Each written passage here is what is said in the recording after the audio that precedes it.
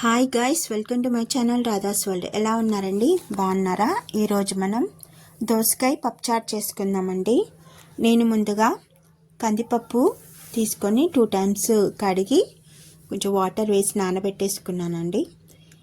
ఇప్పుడు ముందుగా 1 table spoon పసుపు వేసుకుందాం. తర్వాత నేను 2 టమాటాలు కట్ చేసి పెట్టుకున్నానండి. పప్పులోనే ఉడికించుకుంటున్నాను.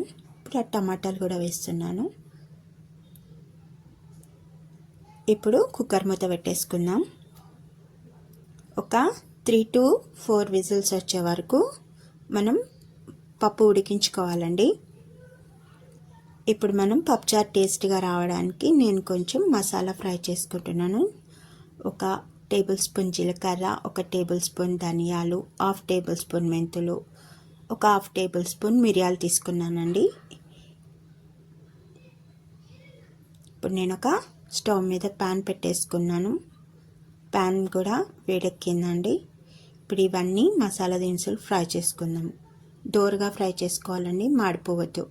మాడిపోతే పప్పుచారు టేస్ట్ చేంజ్ అయిపోతుంది. దోరగా ఫ్రై చేసుకోవాలి.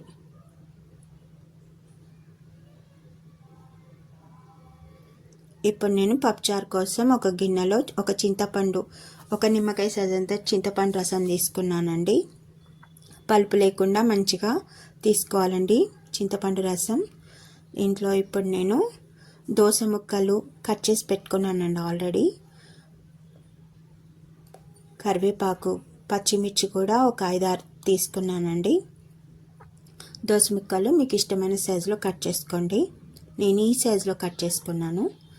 ఇంకా ఒక 7-8 పప్పుచారులో వేసుకుంటాం కదా, చిన్న ఉల్లిపాయలు తీసుకున్నానండి. అవి కూడా ఒక 5-6 తీసుకున్నాను. మీకు కావాలంటే ఎక్స్ట్రా కూడా తీసుకోవచ్చు. ఇప్పుడు వీటన్నిటిని చింతపండు రసంలో ఉడికించుకుందాం.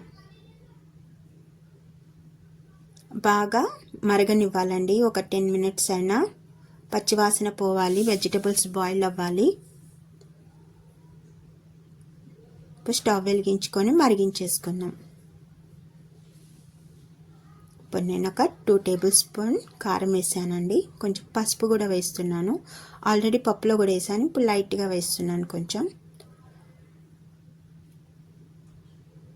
బాగా తెరలనివ్వాలండి.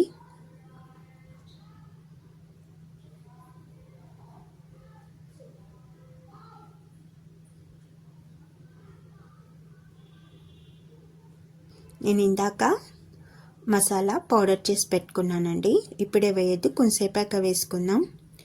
మన పప్పు కూడా ఉడికిందండి మెత్తగా. టమాటా కూడా వేసాం కదా, చక్కగా ఉడికింది.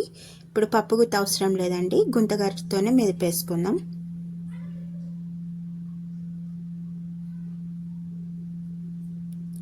ఈ పప్పుని మనం మరుగుతున్న చింతపండు రసంలో వేసేసుకున్నాం.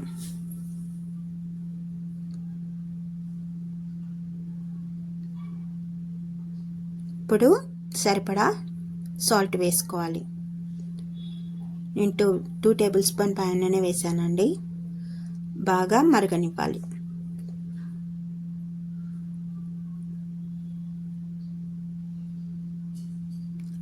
ఇప్పుడు మనం ఇందాక పౌడర్ చేసుకున్నాం కదా, ఆ మసాలా పౌడర్ వేసుకుందాం.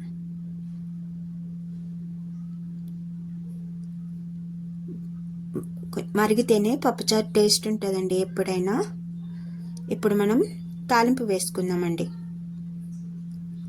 తాలింపు కోసం ఆవాలు, జీలకర్ర, వెల్లుల్లి, ఎండుమిర్చి తీసుకున్నాను. 2 ఎండుమిర్చి, 5-6 రెమ్మలు వెల్లుల్లి తీసుకున్నానండి.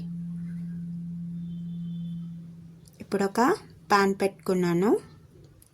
పాన్లో తగినంత ఆయిల్ వేసుకుంటున్నానండి.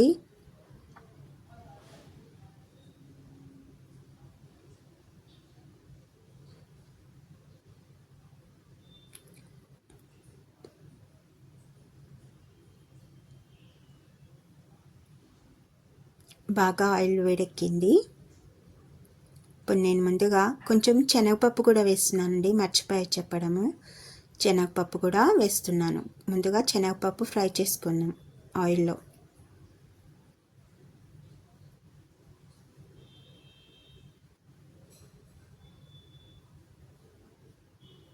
బాగా శనగపప్పు ఫ్రై అయిపోయిందండి.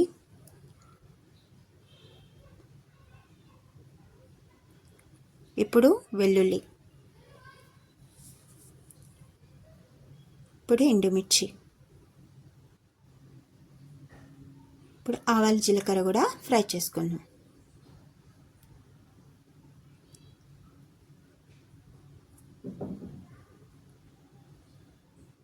ఇప్పుడు స్టవ్ ఆఫ్ చేసేసుకుందాం అండి. కొంచెం ఇంగువ వేస్తాను, ఇంకా కరివేపాకు కూడా వేయాలి లాస్ట్కి. మాడవద్దండి, టేస్ట్ పోతుంది.